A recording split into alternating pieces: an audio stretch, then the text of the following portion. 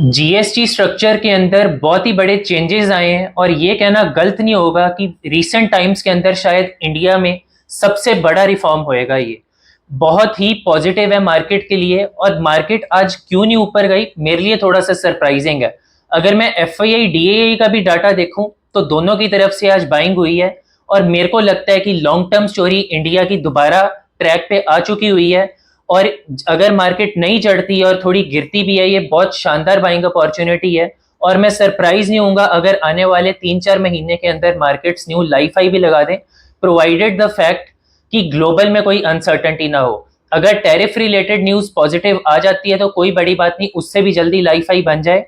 But again इसमें सिर्फ एक ही कैवियट होएगा कि कोई ग्लोबल अनसर्टेनिटी ना हो। लेकिन आने वाले 1-2 साल के अंदर आप देखोगे कि Indian GDP, Indian goods, consumer goods, इनके अंदर बहुत ज्यादा डिमांड आएगी, इंडियन जीडीपी बहुत ज्यादा ग्रो करेगी। और स्टॉक मार्केट भी मेरे को लगता है दोबारा से एक बुल रन पकड़ सकती है, क्योंकि ये ट्रांसफॉर्मेशनल रिफॉर्म्स हैं। और मैं पर्सनली बहुत ही ज्यादा खुश हूं, इतने अच्छे रिफॉर्म्स आए हैं।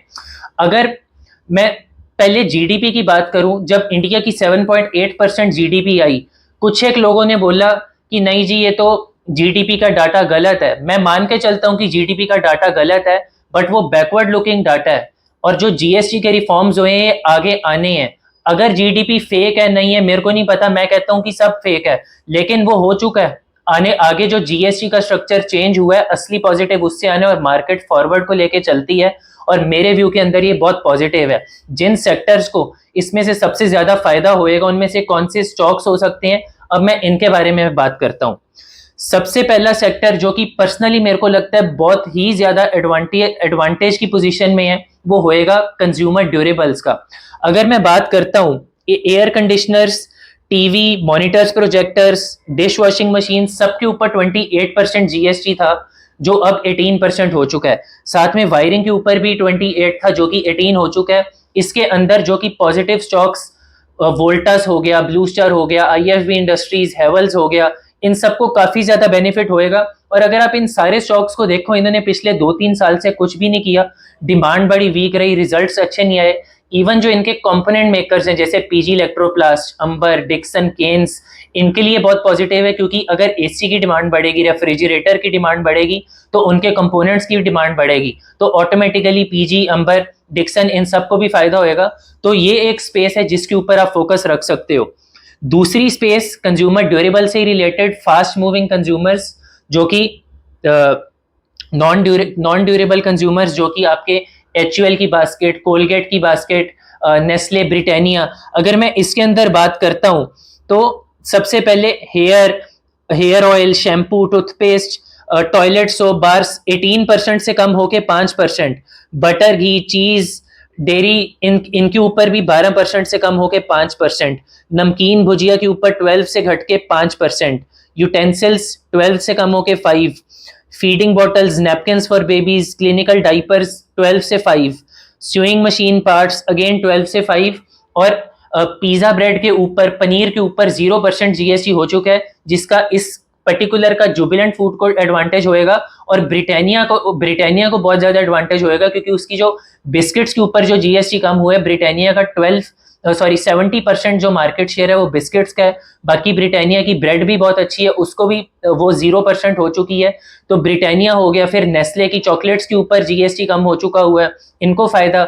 ज्योति लैब्स, उसके सारे जो प्रोडक्ट्स हैं ऑयल रिलेटेड, सबके ऊपर जीएसटी कम, मतलब एफएमसीजी को भी बहुत बेनिफिट हुआ है। लेकिन एफएमसीजी का मेरे को ये चीज लगता है कि अगर कोई टूथब्रश करता है या टूथपेस्ट यूज करता है, उसका ये नहीं है कि डिमांड बहुत ज्यादा बढ़ जाएगी, जो वो कर रहा है वही कर रहा है। इतना जरूर होएगा, मान के चलो 20 रुपए की टूथपेस्ट है या 40 रुपए की, मेरे को पता भी नहीं कितना प्राइस होता है इनका।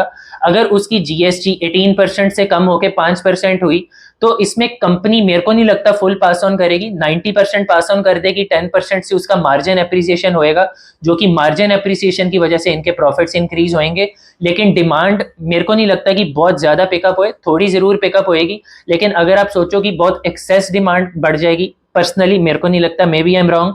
और जितनी इनके अंदर रैली ऑलरेडी आ चुकी हुई है, ऑलमोस्ट प्राइस इन है एफएमसीजी का, कि मतलब क्योंकि आप पिछले 10-15 दिन में देखो, जब पीएम मोदी ने इंडिपेंडेंस डे पे बात की, उस दिन से लेकर अब तक की अगर हम बात करें, तो ऑलरेडी इसके अंदर बहुत ज्यादा रैली आ चुकी हुई है। लेकिन इससे रिलेटेड कुछ एक रिटेल चेन्स है जिनको ज्यादा फायदा हो सकता है। और ये जो स्टॉक है, कौन सा स्टॉक है, ये मैंने अपनी मेंबरशिप कम्युनिटी में आज शेयर किया है। मैंने पर्सनली भी इसको बाय किया है। अगर आप मेरी मेंबरशिप कम्युनिटी का पार्ट बनना चाहते हैं तो आप वीडियो के नीचे ज्वाइन बटन आ रहा होगा, आप उसको ज्वाइन कर सकते हैं। इसका प्राइस सिर्फ 239 रुपीज पर मंथ है। मैं नहीं कहता कि आप इसको 6 महीने 8 महीने लेके देखो, आप इसको 1 महीना लेकर देखो। अगर आपको बेनिफिट होता है तो आप कंटिन्यू करो। और इसके अंदर मैं आपको ये नहीं कि बहुत स्टॉक टिप्स दूंगा या कुछ, मैं आपको एजुकेशन दूंगा। मैं आपको क्या मार्केट के अंदर न्यूज चल रहा है, कैसे उसको इंटरप्रेट करना चाहिए, किसको क्या बेनिफिट होएगा, किसको क्या नुकसान होएगा, ये सारा भी मैं आपको बताऊंगा। एग्जाम्पल के तौर पे कल रात को 1 बजे मैंने अपनी मेंबरशिप कम्युनिटी में पोस्ट किया था कि बजाज फाइनेंस एक इसका इनडायरेक्ट बेनिफिशियरी हो सकता है, क्योंकि अगर रिटेल स्पेंडिंग बढ़ेगी तो बजाज फाइनेंस जैसे एनबीएफसी को फायदा है, क्योंकि अल्टीमेटली ये सारा रिटेल को लोन देते हैं। और बजाज फाइनेंस आप देखोगे भी कि आज 4% अप हुआ। तो ऐसे इनसाइट्स आपको सारी मेरी मेंबरशिप कम्युनिटी से मिलेंगे। उसके बाद अगर मैं बात करता हूं, ऑटोमोबाइल्स को बहुत ज्यादा फायदा मिला है। इसके अंदर ट्रैक्टर्स के ऊपर जो जीएसटी है वो 5% हो चुका हुआ है। उसके बाद मोटर व्हीकल्स जो कि 350 सीसी से नीचे हैं उसके ऊपर 28 से 18, फोर व्हीलर्स में 1200 सीसी से जो नीचे की पेट्रोल कार्स हैं उनके ऊपर 18% जीएसटी हुआ है, लेकिन उसके ऊपर जो जीएसटी है वो सीधा 40% है। तो इस करके आप देखोगे कि जो फोर व्हीलर्स हैं जैसे मारुति हो गया, हुंडई हो गया, इनके अंदर ज्यादा अपटिक नहीं आया। एमएनएम का भी 40% पोर्टफोलियो जो है वो 40% जीएसटी स्लैब के अंदर जाता है, लेकिन उसके अंदर एग्रीकल्चर का भी कंपोनेंट है जिस वजह से एमएनएम आज ऊपर गया है। लेकिन पर्सनली मैं फिर भी एमएनएम को अवॉइड करना चाहूंगा, इवन फोर व्हीलर्स को अवॉइड करूंगा। और जो मेरे हिसाब से सबसे बड़ी टॉप पिक्स जो इसमें से निकल के आएंगी वो हीरो मोटो और टीवीएस मोटर हो सकता है, क्योंकि इनकी कोई भी बाइक 350 सीसी से ऊपर नहीं। टीवीएस की शायद एक है जिसका एकदम नेग्लिजिबल उसका रेवेन्यू आता है उससे। तो टू व्हीलर्स को आप फोकस कर सकते हो। इवन एग्री रिलेटेड एस्कॉर्ट्स के लिए काफी पॉजिटिव है।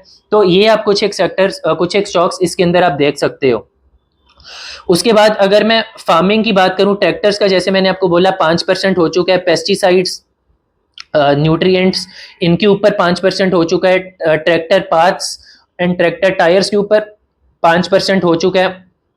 एग्रीकल्चर, हॉर्टिकल्चर, फॉरेस्ट्री, मशीनरी, इन सब के ऊपर 12% से कम होकर 5% हो चुके हैं जीएसटी। तो गवर्नमेंट ने एग्रीकल्चर के ऊपर काफी ज्यादा फोकस किया है और काफी ज्यादा इंसेंटिव्स एग्रीकल्चर को दिए हैं। उसके बाद हेल्थ केयर सेक्टर में काफी कुछ आया है। हेल्थ केयर सेक्टर में एक तो कैंसर की जो ड्रग्स हैं उनके ऊपर एकदम जीरो कर दी है जीएसटी।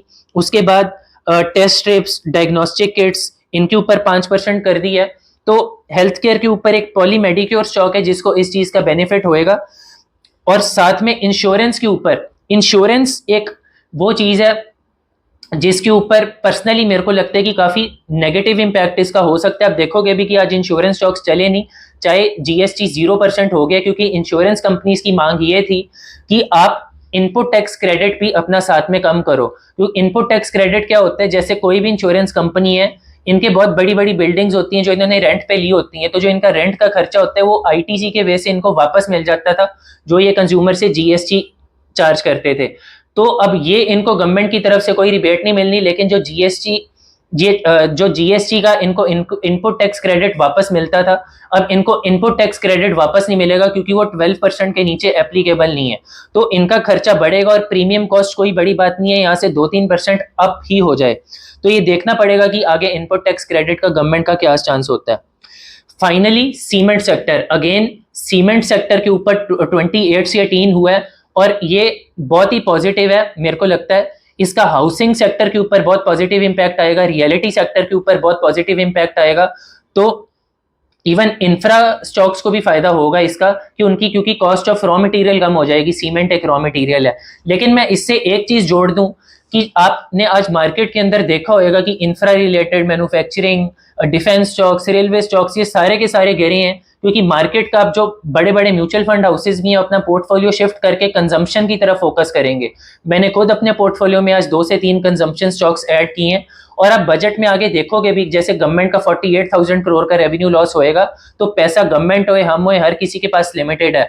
अगर वो by way of GST, by way of taxes कम कर रही है तो केपेक्स के अंदर थोड़ी सी कमी आ सकती है। और आने वाले 1-2 साल कंजम्पशन के ऊपर आप फोकस करो, मैन्युफैक्चरिंग, रेलवेज, इंफ्रा इनके ऊपर थोड़ा सा कम फोकस होएगा, तो ये कुछ एक सेक्टर्स है जिनको आप अवॉइड कर सकते हो।